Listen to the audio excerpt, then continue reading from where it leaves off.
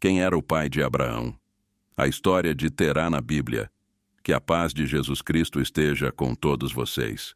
Eu sou o Luiz Henrique, e hoje eu te convido a mergulhar em mais uma história fascinante da Bíblia aqui no canal Palavra Viva. Você sabe quem era o pai de Abraão? Vamos conhecer a incrível jornada de Terá, um personagem que influenciou a história do povo de Deus. Antes de começarmos, não esquece de se inscrever no canal e ativar o sininho para receber todas as notificações. Se prepara, porque essa história vai te surpreender. Vamos lá. O pai de Abraão era Terá, conforme o registro bíblico. Terá é citado pela primeira vez na Bíblia no livro de Gênesis, no Antigo Testamento, Gênesis 11, 24 a 32. Além de ser o pai de Abraão, Terá ainda foi o pai de Naor, Harã e Sarai. Gênesis 11, 26.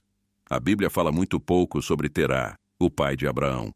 Na verdade, praticamente nenhum detalhe específico sobre sua biografia é revelado. O que de fato se sabe é que a linhagem de Terá recua até Sem, o filho de Noé. Gênesis 11, 10. Considerando a breve genealogia de Sem, é possível perceber que os ancestrais mais próximos de Terá foram Naor e Serugue. Nesse sentido, o texto bíblico diz: "E viveu Serugue 30 anos e gerou a Naor. Viveu Serugue, depois que gerou a Naor, 200 anos, e gerou filhos e filhas. E viveu Naor 29 anos e gerou a Terá." Gênesis 11, 22 a 24. Mas é difícil afirmar com exatidão se Naor foi o pai de Terá e Serugue o seu avô. Isso porque, provavelmente, a genealogia de Sem em Gênesis 11 possui lacunas. É possível chegar a essa conclusão pelo fato de que, se a genealogia de Sem for considerada exaustiva e cronológica, o próprio Sem teria sobrevivido ao tempo da morte do patriarca Abraão. Então é mais provável que essa genealogia onde Terá é mencionado seja apenas representativa, ou seja, uma genealogia que enfoca apenas as pessoas mais importantes daquela linhagem. Além disso, o principal objetivo do escritor de Gênesis, ao registrar a genealogia de Sem, foi introduzir a história de Abraão, que enfatiza a formação do povo de Israel e destaca a linhagem messiânica. A família do pai de Abraão. A Bíblia não menciona o nome da esposa de Terá, nem mesmo esclarece se o pai de Abraão teve mais de uma esposa ou concubinas. Mas é certo que Terá teve filhos com mais de uma mulher. Isso porque mais à frente a Bíblia informa que Sara, a esposa de Abraão, era também sua meia-irmã, por parte de pai. Gênesis 20 e 12. Em outras palavras, o pai de Abraão era também o pai de Sara, que naquele tempo ainda se chamava Sarai. Portanto, também é possível que o pai de Abraão tenha tido outros filhos, mas que não são citados na Bíblia por não terem sido relevantes para a história. O fato de o filho e a filha de Terá terem se casado entre si deve ser entendido sob o contexto de que, naquela época, esse tipo de relação parental ainda não havia sido expressamente proibido por Deus, se Levítico 18, 6 a 18.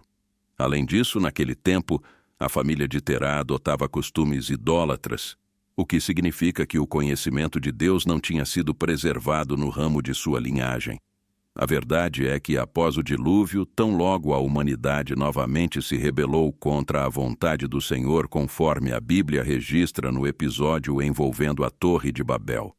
Os filhos homens de Terá mencionados na Bíblia são apresentados na seguinte ordem: Abrão, Naor e Harã. Muitos estudiosos consideram que, apesar dessa ordem, não é possível determinar com exatidão que Abrão tenha sido o filho mais velho de Terá. Alguns intérpretes argumentam que talvez o próprio Harã, o irmão de Abrão e pai de Ló, que morreu antes de sua família migrar para o norte, tenha sido o primogênito de Terá.